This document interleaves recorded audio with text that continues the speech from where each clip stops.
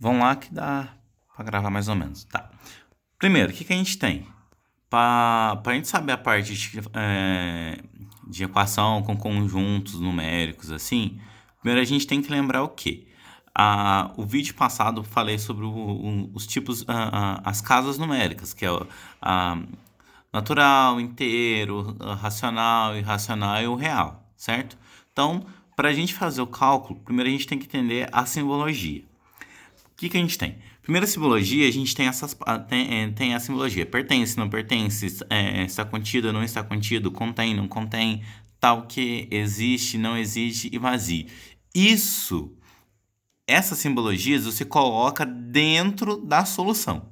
Então, dentro da solução, você vai colocar, tipo, vamos supor, meu conjunto deu 2, certo? O conjunto de solução do K2. Ou seja, eu sei que o x que eu vou achar, ele pertence a números reais, tal que o x vai ser maior ou igual a 2. Ok, beleza. Isso aqui é por conta da solução. Como pode acontecer? Vamos supor, se a minha solução não tem nenhuma resposta, então vou colocar assim, x igual a real, tal que x, não, vou colocar solução, chaves, é igual a vazio. Ou seja, não tem nada. Não tem nada. Tá. Quando não pertence, isso quer dizer, é uma coisa afirmativa, tipo, que um conjunto não vai pertencer ao outro. Beleza. Aí você coloca o exinho cortado. O que é a diferença do está contido pelo contém? O está contido, vamos supor, eu tenho... Deixa eu gerar a tela aqui para cima. Vamos supor aqui. No meu conjunto, eu tenho 2. E no meu outro conjunto, eu tenho 1, 2, 3, 4, 5. Eu tenho até 5, beleza? Aí o que acontece?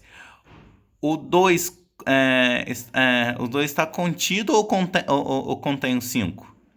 Não, no caso estaria contido, porque ele tá contido no conjunto que está o 5, certo? Agora, quando ele contém, vamos supor que o meu tá 2, 3, 4, 5, 6, 7.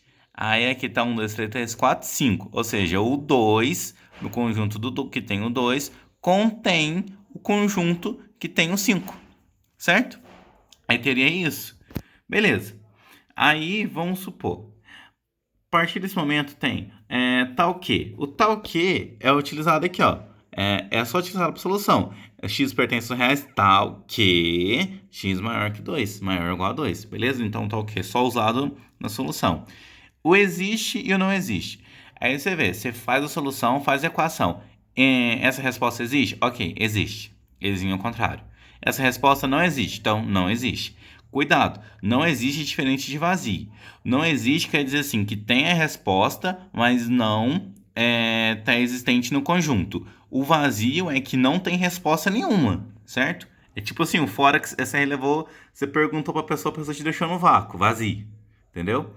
Você perguntou para uma pessoa e a pessoa te deixou mais ou menos. Opa, não existe. Aí fica. Aí tá.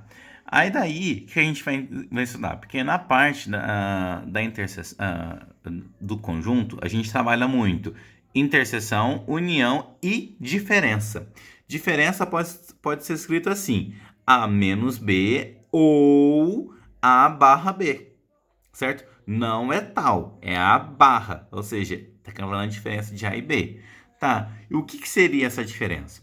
Vamos supor, vamos usar essa aqui, que a interseção é mais fácil, a interseção e a união são fáceis de explicar. A diferença seria o seguinte, tá vendo aqui? Eu tenho 1, 2, 3, o conjunto A, 1, 2, 3, 4, 5. E o conjunto B eu tenho só número ímpar, 0, 1, 3, 5 e 7, certo? Eu quero a diferença de A para B. O que não tem A que tem B? Qual que seria a diferença? Os números que não tem, 2 e 4. Então a diferença de A e B seria 2 e 4. Ou seja, o que está faltando para completar B, certo? É assim que permanece a parte de diferença. O que é interseção? A interseção é aquilo que eu tenho em comum. Ou seja, opa, eu tenho em comum com uma pessoa. Vamos supor aqui, tenho 2, 4 e 8.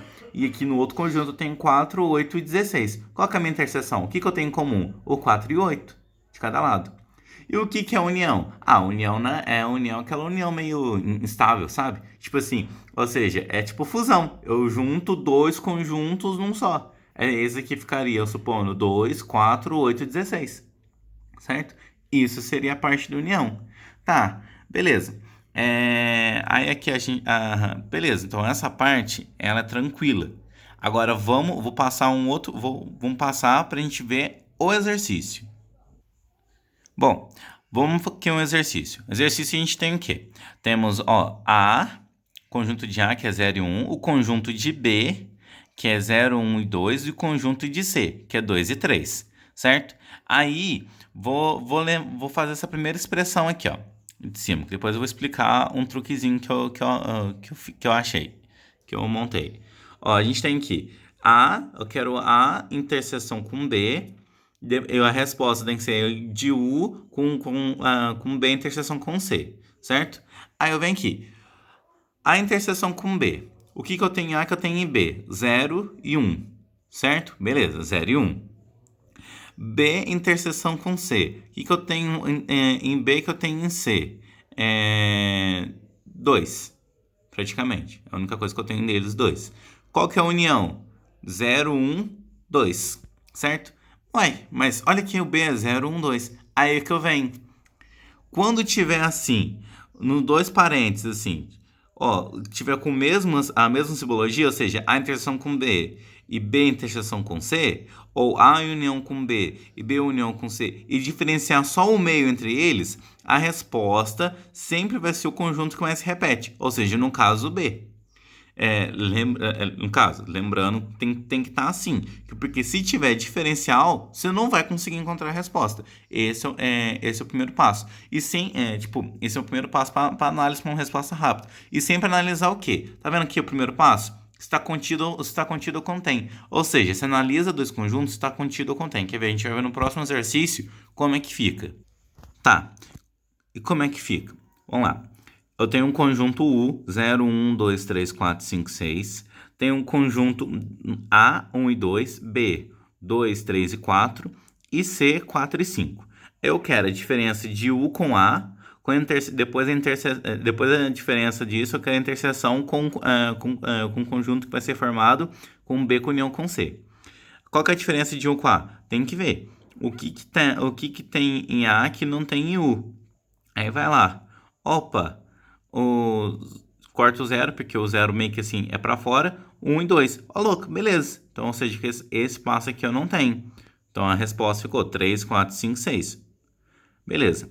Aí eu tenho o quê? B união com C. B, 2, 3, 4. C, 4, 5.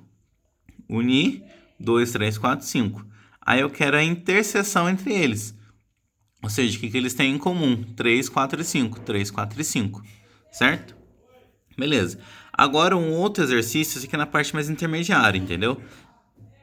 A gente tem um quesito um pouquinho mais leve. Nesse aqui falou que um conjunto que respondeu no conjunto A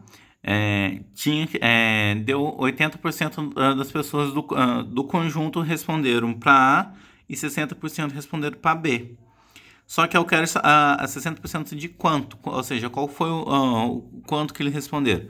A gente precisa saber o X. Então, não sei como é porcentagem, então o total de porcentagem é 100. Então, o que eu fiz? A gente utiliza, que na regra estava 80 menos X, 60 menos X, certo? E o X como interseção. Aí a gente sabe que 80 mais 60 menos X é igual a 100, certo? Aí o que acontece? A gente troca para o lado para achar o X. Achamos assim, passamos o X para achar o X de 40%, certo? Então, essa é a parte básica de produtos com conjuntos, entendeu? Vou estar passando a próxima parte de probabilidade.